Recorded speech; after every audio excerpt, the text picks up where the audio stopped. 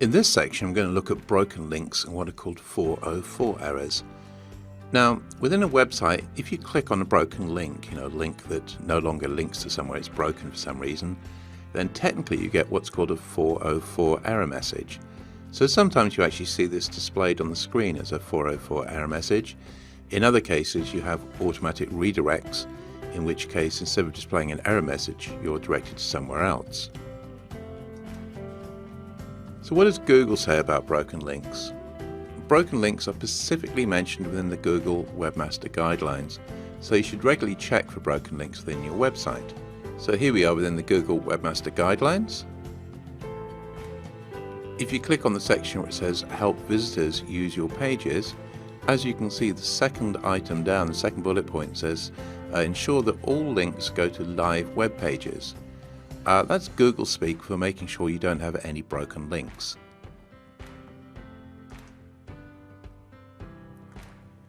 So the next question is, well, how do you test for broken links?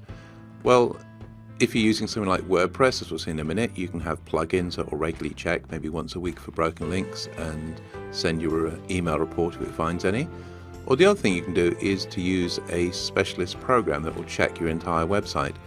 So there is this program called XENU. It's like the word menu, but beginning with an X. It's a well-respected program. It's been around for a very long time, and it's absolutely free.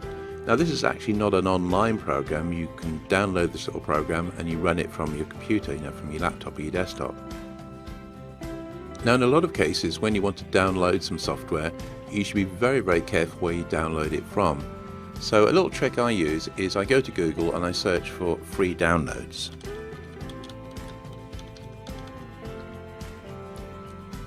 And generally, when you search for free downloads, the website that comes up first is this one. It's the CNET website. If I go and open this is a very well-respected website, and the point of going to the CNET download page, and you can see the URL at the top if you want to go directly there. The point of going to this is that they do take some steps to eliminate sort of dodgy versions of the software. So in this case, we want to download this program called XENU. We're not quite sure where to download it from. So all I have to do is to type in the title up here, which is XENU, and do a search for that. And as you can see, here it is. So if I go and look at the details here, as you can see, they give you details about the program. And all you'd have to do is click on download here, and it would download, and you can install it onto your computer. As I say, if you've never seen this website before, it's a very good place to download things from. So I say in this case, I'll just click here. If I just go back for a second, just while we're looking at this website, you can see if you look at their popular downloads, for instance, there's a whole host of things you can download from here. So for instance, CC Cleaner is a little program for cleaning up your computer and making it go faster. There's a free antivirus. There's a driver program here that will check for outdated drivers and all sorts of other things. Malwarebytes, which is like an antivirus program but specifically designed for looking for malware. And there's also other bits and bobs, and if you click here you can see more popular programs. For instance, that's a very good video player. So anyway, I digress. I'm just pointing out the fact that it's a great safe way, or largely safer way, of downloading software. So if you'd actually gone to the trouble of downloading this XENU program,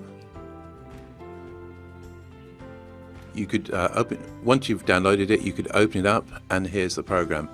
So all you do is you click on where it says File, check URL. You can type in the URL here, so I could do something like, I don't know, www.4seotraining.com.au in this case. And I won't actually run it, but if I clicked on OK, it would check all the internal links, it would check all the external links, and then it give them a report of any broken links at the end. Obviously it won't fix those, you have to go and fix those on your website, but at least then you know if you've got any broken links on your website. So as I say, it's a free program, well worth downloading and using. Alternatively, if you're using something like WordPress, there are many plugins within WordPress that you can use that will check for broken links. So within WordPress, you just simply go to Plugins, Add New, and then you do a search for something like broken links.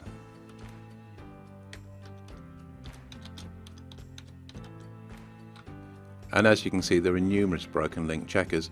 This one here is very popular. It's got 600,000 active installations, despite the fact it was last updated over a year ago and it's been untested. This one, on the other hand, has 7,000 active installations, nice reviews, updated 1 month ago, and it is compatible. And as you can see, there's various other checkers you can use as well. So if you want, I won't actually do it, but if I wanted to install this, I could click on install now, configure it, and in most cases you can set these up so it'll check maybe once a week or whatever you want. So if it checks once a week and if it finds any errors, it'll just simply send you an email saying, oh, these are your broken links. So at that point you go and fix them. Now, broken links is not something you have to obsess about too much. Google are on record as saying, they're not overly bothered by this, but the fact it's mentioned in the Google Webmaster Guidelines, it's one of those things where if Google says to do something, be on the safe side, go and do it. And certainly you don't want lots and lots of broken links. That just doesn't look good to Google. And also, more to the point, it's going to annoy your visitors.